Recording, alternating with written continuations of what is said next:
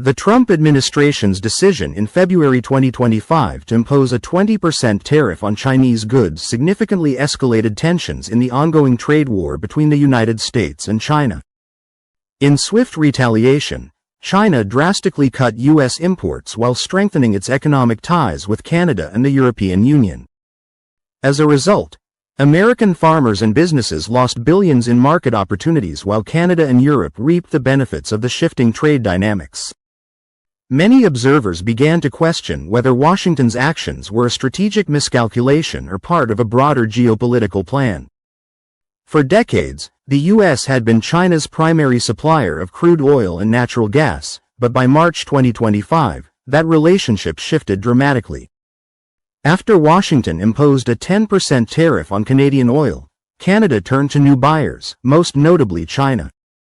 Beijing immediately ramped up its oil imports from Canada through the Trans Mountain Expansion (TMX) pipeline, which boosted capacity from 300,000 barrels per day to 890,000 barrels per day.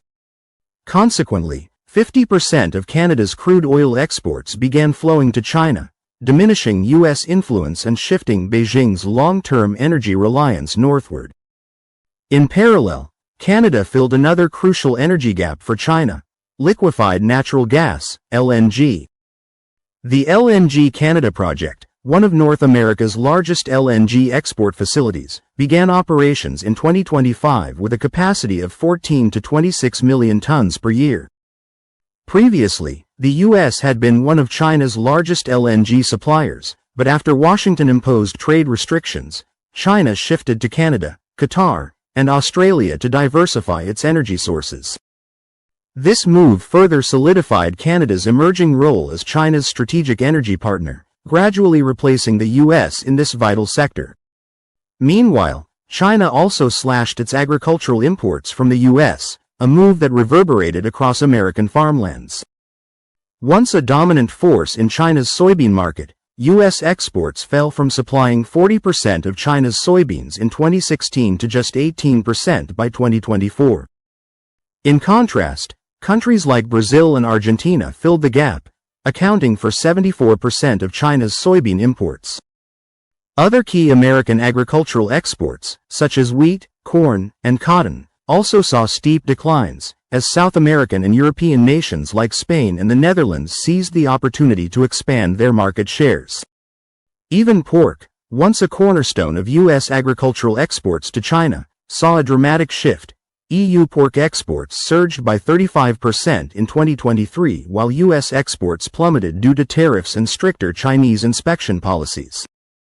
As American farmers struggled with overproduction, falling prices, and shrinking profits, smaller farms were especially vulnerable due to their inability to pivot quickly in response to the changing trade landscape. The impact extended far beyond agriculture, hitting the U.S. industrial sector hard as well. Tech giants such as Google, Tesla, and Intel began losing market share in China, while Beijing deepened its trade relationships with Canada, Europe, and BRICS nations. This shift threatened to erode U.S. global influence and reshape international commerce, with Canada and the EU capitalizing on the billions in lost U.S. trade. As American farmers, tech companies, and industrial sectors faced mounting challenges, a looming question emerged. Would Washington adapt its strategy to recover lost ground, or was this the start of a long-term decline in U.S. economic dominance? If Washington persisted in doubling down on tariffs, it risked isolating American businesses from global supply chains even further. Simultaneously, Beijing's aggressive diversification of trade relationships fostered new alliances that could permanently alter the global economic landscape. The longer the standoff persisted, the harder it would become for the U.S. to reclaim its former influence. Amid the turmoil, an unexpected development sent shockwaves through diplomatic circles. During a December 2024 meeting at Mar-a-Lago, former President Trump suggested that Canada could join the U.S. as two separate states, one conservative and one liberal. Though the remark may have been intended as a joke, it deeply offended Canadian leaders, who viewed it as an affront to their national sovereignty. Prime Minister Justin Trudeau immediately rejected the notion, declaring that there was no chance Canada would ever become the 51st state.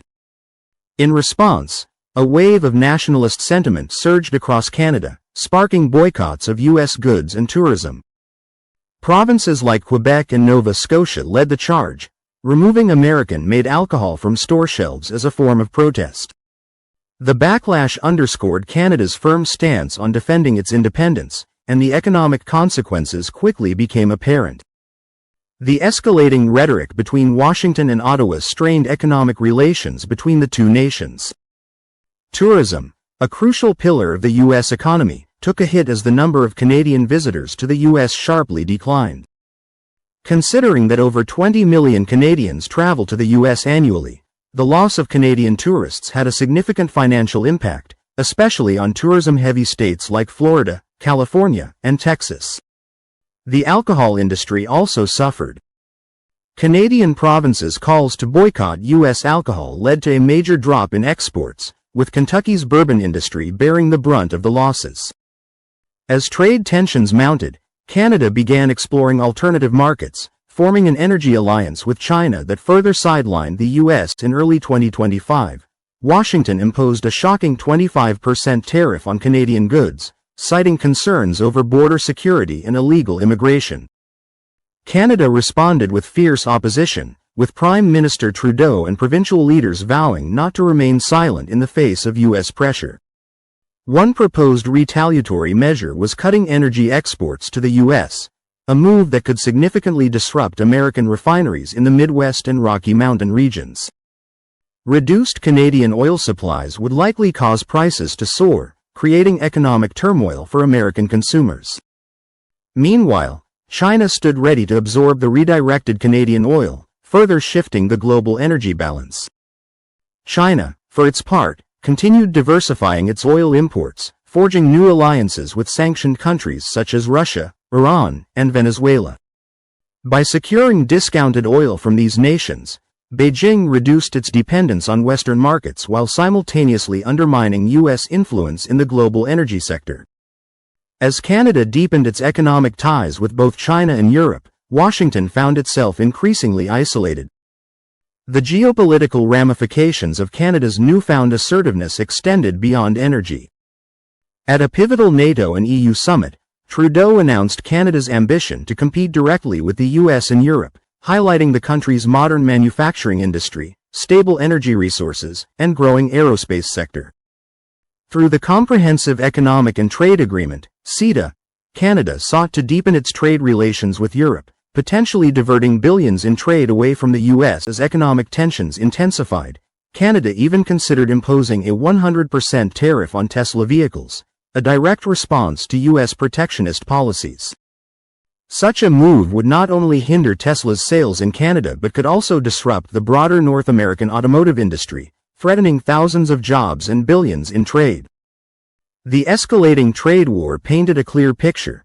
Canada was no longer content to play a subordinate role in North American economic affairs. With Beijing embracing Canadian energy exports and European nations exploring closer trade ties with Ottawa, the balance of power in global trade appeared to be shifting. The U.S. faced a stark choice: adapt to the new economic reality or risk losing its long-held position as the dominant force in global commerce. As the dust settled, one thing became clear. The decisions made in Washington, Ottawa, and Beijing over the coming months would have far-reaching consequences, not only for trade relations between the U.S. and Canada but for the entire global economic order.